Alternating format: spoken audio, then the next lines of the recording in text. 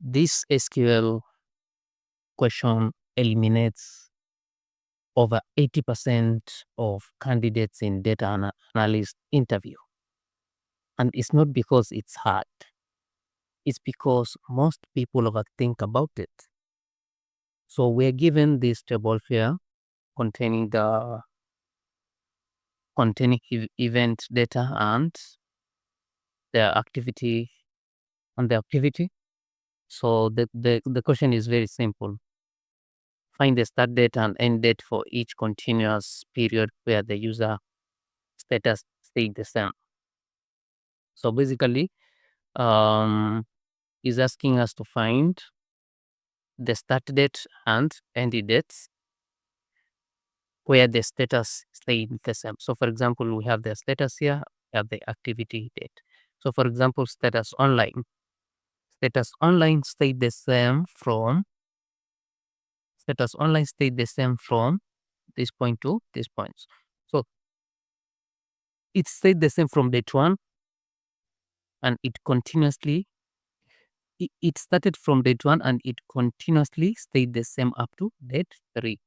So this group, our start date will be date 1, this one, and our end date will be date 3. And then we'll have another group of offline. So offline took place from date 4 and it continuously stayed the same up to date 5.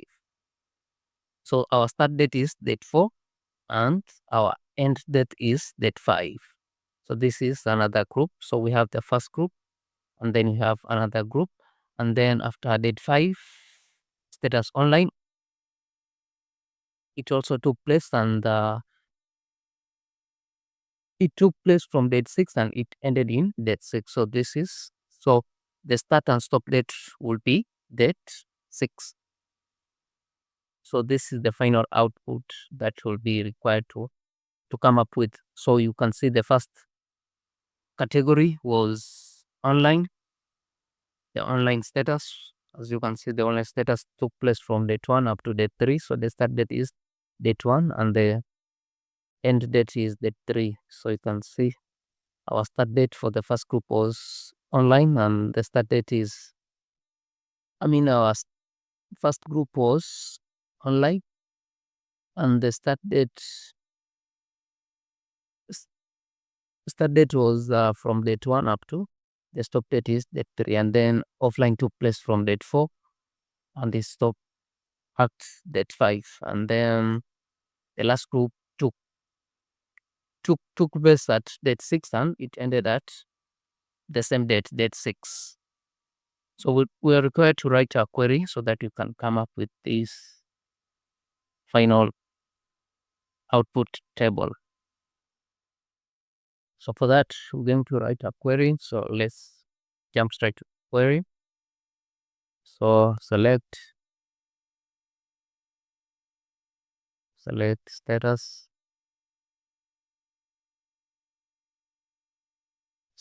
activity date,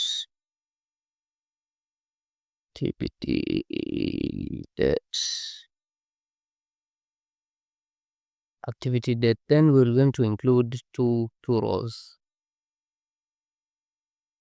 We're going to include two columns. The first column will assign number for the whole of this table. So we're going to have 1, 2, 3 up to the last one, and then we'll have another column which will assign number to each and every group. So for example, our first group was this one. So it will assign number 1, 2, 3 for the first group, and then it will proceed to the second group. It will also assign number 1, 2, 3, and so far. So we'll need to include those two columns. So I'm going to use row number,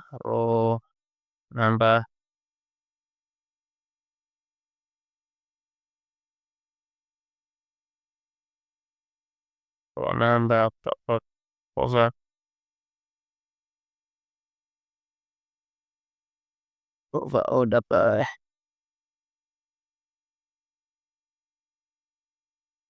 activity, activity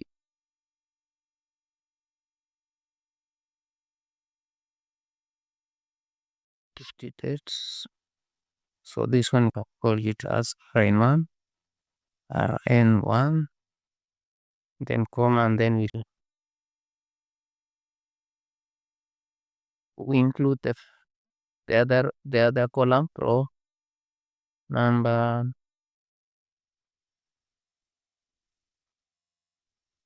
over. So these are the column we have to partition by group. We'll have to partition by status. Partition by status, because we need to assign a row number to each and every row of each group. So status, partition by status,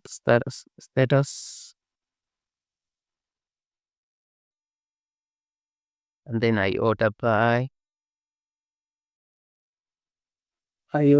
activity, activity.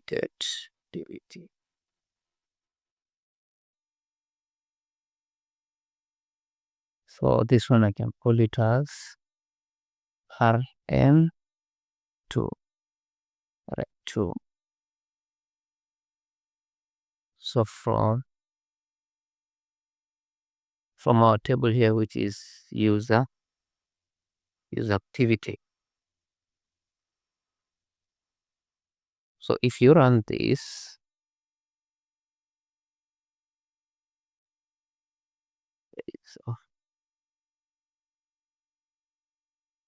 so if we run this, you're going to see what it has done. So we can see RN1, it has assigned the row number for each row in the whole table. So you can see one from row 1 up to row 6. And then the other column, the RN2, it has assigned number to each and every row of each group. So for example, the group for online, this was our first group. So you can see it has assigned number 1 for the first row, number 2, number 3. And then it has proceeded to the second group, which was online. So you can see it has assigned number 1 and number 2. And then the final group was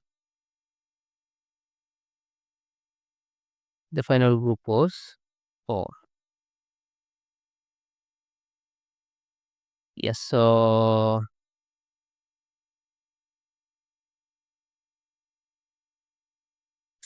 if you if you use these two columns, you can see when the RN1 and RN2, when you find the difference between RN1 and RN2, you'll find that when the status is the same, the difference will be the same. So let's include another column here where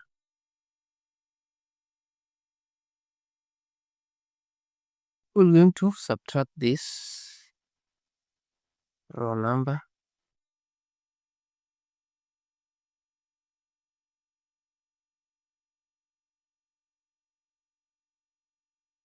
minus this one here, RN2, and we call this one as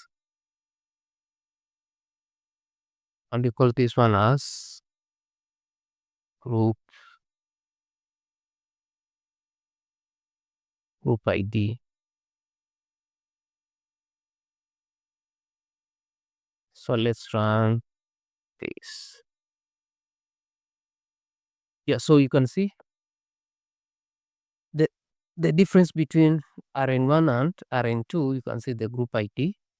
When the status is the same, the difference between RN1 and RN2 will remain the same. So for example, in status online, you can see the status online is the same, and the difference is the group ID is the same. But once the status changes, the group ID will automatically change. And also once once the status changes, the group ID will also change. And when it changes to the next group, you can see the status is the same, and you can see the group ID is the same. But once the status changes, the group ID will also change. So we will need to now find the start date and end date of each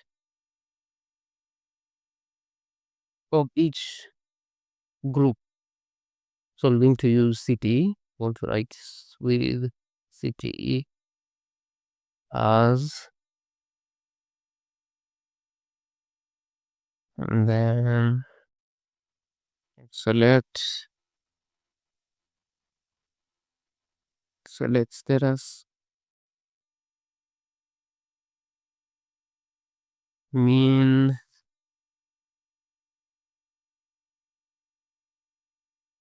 activity dates, dates. So this one will be our start dates, the minimum dates, and max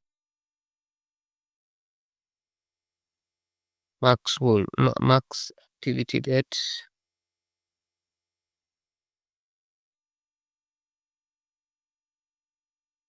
This one will be our stop date.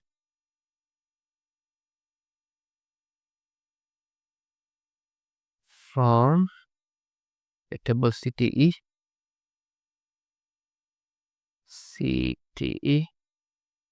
then we group by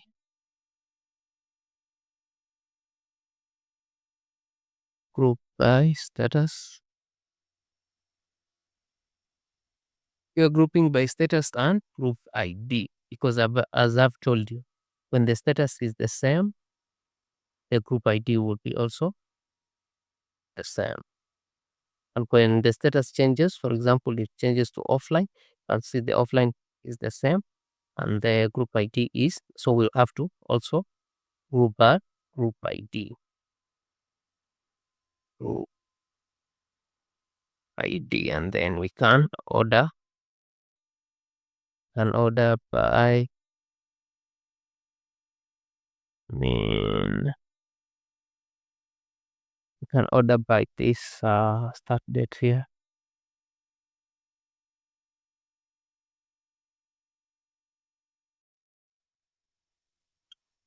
Yeah, and if you run this, it was the